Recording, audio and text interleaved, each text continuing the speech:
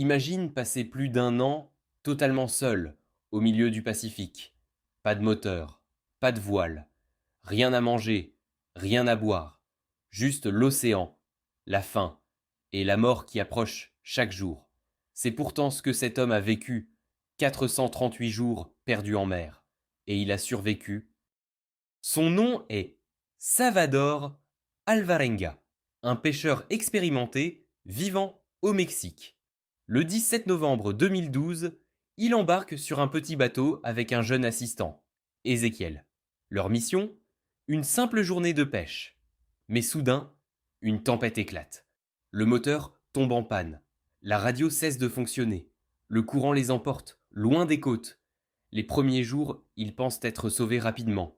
Ils collectent l'eau de pluie, attrapent des poissons à main nue et mangent des oiseaux qui atterrissent sur le bateau.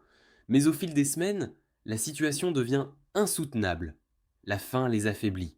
Le soleil brûle leur peau. Et surtout, personne ne les cherche plus.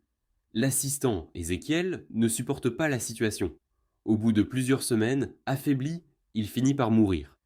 Alvarenga se retrouve seul au milieu du vide. Les mois passent. Toujours la même image. L'horizon. Toujours le même combat. Survivre jusqu'au lendemain. Il boit son urine. Il mange des méduses. Il parle à son bateau pour ne pas devenir fou. Et pourtant, il tient 438 jours de dérive dans le Pacifique. Plus de 10 000 kilomètres parcourus. Le 30 janvier 2014, il voit enfin quelque chose. Une île, quelque part dans les îles Marshall. Il rassemble ses dernières forces, saute dans l'eau et nage en direction du rivage. Un couple vivant sur l'île le trouve, épuisé, presque mort. Mais vivant.